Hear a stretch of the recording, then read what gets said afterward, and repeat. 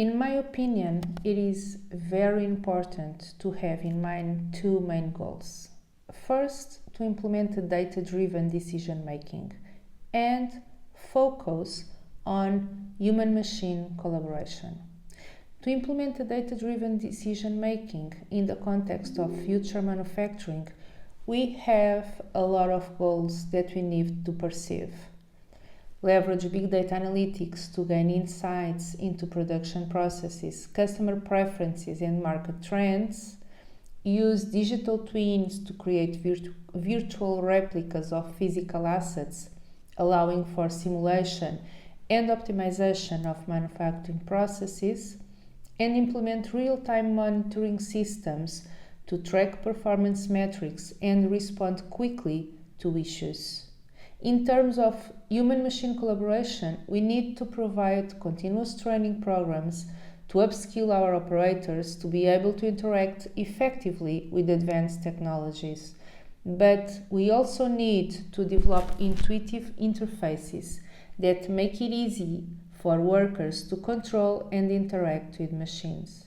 By taking these steps, manufacturers can effectively transition to Industry 5.0, so important to the competitive edge in the European market, leveraging advanced technologies and human creativity to create more efficient, personalized, and sustainable production processes. This is a very difficult question because we are confronted with a lot of changes in our surroundings. The European market, taking from a perspective of demographics, is facing society that is getting older, but also the buying power is getting worse. The awareness about environmental pressure is rising. So in the end, because of environmental awareness and financial constraints, people are tending to buy less. People are questioning certain living models. And as a result of this, for many products, Europe is not the main market anymore in the world. So the first question is, where do these products come from? And when they are produced by manufacturers in Europe, do we have alternatives? If part of these products come from Asia, the Americas, or other parts of the world at competitive prices, we can use temporarily such instruments as CBAM, so the let's say environmental tax at the borders in Europe, to prevent from certain good transfers from outside of Europe to Europe, but it's only partly. Now the big debate is about Chinese cars. Should they be allowed or not? And if yes, should there be any tax additionally raised? But it's not the only product, it's just an example. And so with the shrinking market and diminishing buying power of Europeans, we are in a situation where we have to think about our economy in a perspective of restructuring, reorganization, consolidation, regional competence centers, strong consolidated organizations on the one hand, and on the other hand, the small and medium-sized companies that are flexible, can anticipate very quickly on local demand, but in different forms, shapes, and business models than they have today. And this is a very difficult question and approach because certain requirements set by the European Commission in directives, in regulations, require for additional costs and engagement of personnel that are not directly viable economically from the side of small and medium-sized companies to engage in additional costs or personnel. And often they don't have this kind of personnel. Even if we say today that, okay, but several regulations do not apply to small and medium-sized companies, only to large companies. But we see that within supply chains, within new value chains, these large companies automatically require the same standards to their suppliers. And so these suppliers also to their suppliers. So in the end, small and medium-sized companies are somehow also obliged to follow new standards. When we talk about materials and the availability of materials, this will be a major challenge for Europe because European countries, companies have very little impact on the places in the world where the main resources and strategic materials are,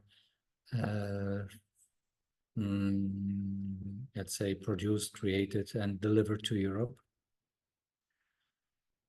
That's also why the European Commission, Parliament, and the countries are focusing on the economic model where we will have as much as possible recovered, reused, and so on, and internally recovered. This will be a difficult discussion and process. We are currently working in a consortium where we verify for packaging this kind of changes. And for instance, for polypropylene, we identified more than 200 diverse kinds of polypropylene for just several kinds of packaging. So when we talk about reuse and recycling, it also means a large debate in Europe for what concerns standardization of material applications, so to make recyclability a fact and not just an option. Again, when we talk about new energy sources and we take a look at the changes proposed in terms of the hydrogen economy and the impact of the hydrogen economy on certain regions, countries, then we see that for several countries in Europe, this will be a challenge in terms of access to green hydrogen. And what we have seen is also that certain branches will be in very difficult situations when they don't have easy access to green hydrogen, but because of several legal or let's say because of legislation on European level, they will have to integrate green hydrogen in their processes. And as such, this will also include a shift of economic activities throughout Europe. What we also see for Central Europe is that labor costs go up, energy costs are high, and also for countries in the southern part of Europe, so where these business models are based on very long tradition of industrial activities in Italy and Spain, and where these business models have to be reorganized, reconfigured. So the question is if the young generation will be open to restructure all these old business models and factories, or that we will be witnessing the closure of a lot of factories working on traditional models by 2030.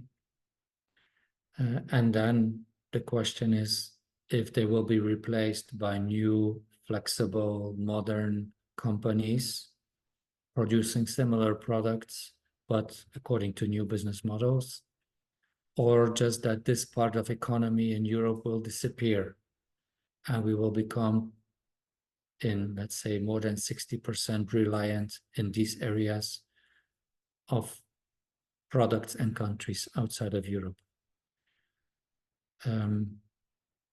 The answer on the question would be easier when we were in 2017, because the world was looking more comprehensible.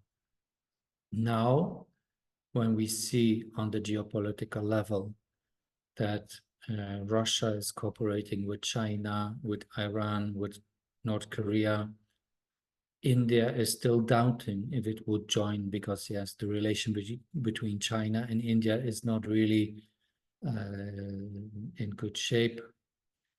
But anyway, Russia is trying to engage India, especially for gas delivery. So in these terms, these are the countries that have main resources that also in Africa are controlling lots of natural resources. So in these terms, Europe, the United States, Canada, Australia, Japan, South Korea have to define their new relationships, business models, but also geopolitical defense models in order to create predictable stability for economic purposes. Because the situation in which we are now leads to a situation where small and medium-sized enterprises are not eager to invest because the investment risk, the risk of failure is too high. Certain investments are taken because of the fact that they are required by law. It's a 0-1 issue of being in the game or not. But for what concerns other investments, we see that certain projects are being delayed because of the situation in the world.